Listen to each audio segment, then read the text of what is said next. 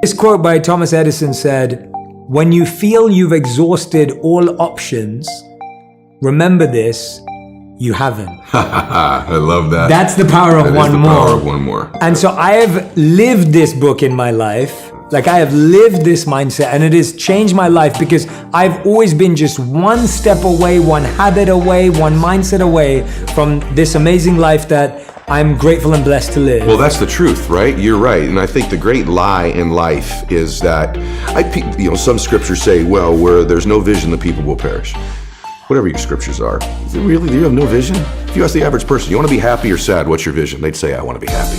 You want to be rich or poor? Most people say, I'd like to be rich. Do you want to contribute or make no difference in the world? I want to contribute. Do you want beautiful memories or no memories? I want memories. So there's a vision. Our issue is depth perception. We think it's further away than it is. And because we think it's so far away, Jay, we create patterns and behaviors in our life that perpetually keep it there. Ooh. And that's what we do in our life. But what if that's the great lie of life? And what if the truth is that you're one relationship away, one meeting away, one conversation, one podcast, one interview, one new thought, one new emotion, one new tactic or strategy away from completely changing the trajectory of your life.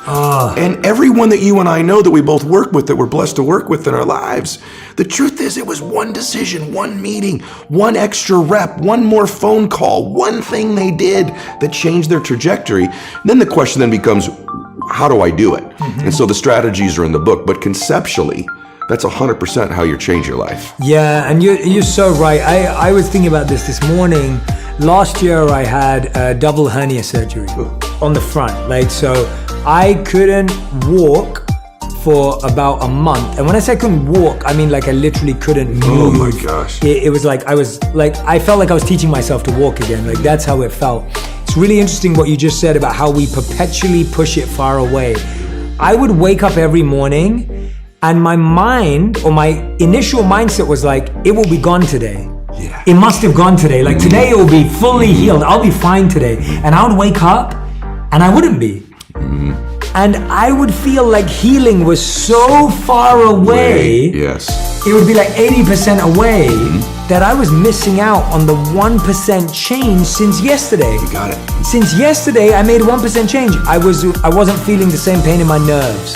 I was able to be flexible by 1% more. Yes. And I was missing out on all of that because I was so obsessed with how far I was. That's the journey. And the thing, and what happens is when you live with an expectation that these one mores exist, the reticular activating system in your mind filters them into your awareness. I call it the matrix in the second chapter of the book. When you wake up believing, hey, I'm one decision away, I'm one meeting away, one relationship away, that's not hokey. Your mind begins to filter the people, places, and things into your awareness. You develop something called sensory acuity. You hear conversations you weren't hearing. We've all had that experience where we're on an airplane. I can't stop hearing these people over here. Or you walk in a loud room, but you can hear your own name auditorily over all the other names in the room. That's because it's important to you and it matters. You see things. And so when something becomes important to you and you believe it to be true, the RAS goes to proving it for you. And where I learned this, ironically, I talk about it in the book, is my father was an alcoholic and had tried to get sober many, many times. And I'll never forget it, Jay. We were driving to a baseball game of mine. My dad started crying. I'd never seen my dad cry before. And he pulls the car over, and he still isn't looking at me, but he's crying, and he says, Eddie, and then he turns to me and he goes, I'm gonna try to get sober. And I'll never forget this, brother. He goes, one more time.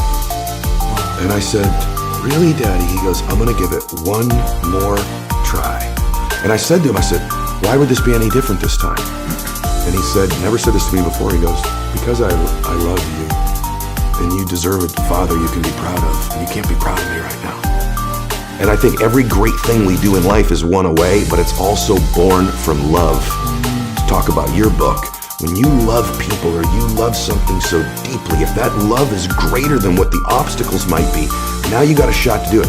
Then my dad gets sober. He comes home from rehab. I say, Daddy, are you never gonna drink again? And he said, I can't promise you that. I can promise you I'm not gonna drink for one more day at a time. Wow. And he lasted the rest of his life stacking those one more days up. And so I know the power of one more. And Jay, the other thing, I also know humans can change. I watched my hero do it. I watched my dad live my first 15 years. Saw him in a lot of fights. Wow. A lot of lying, a lot of difficult times. And then I saw this man transform.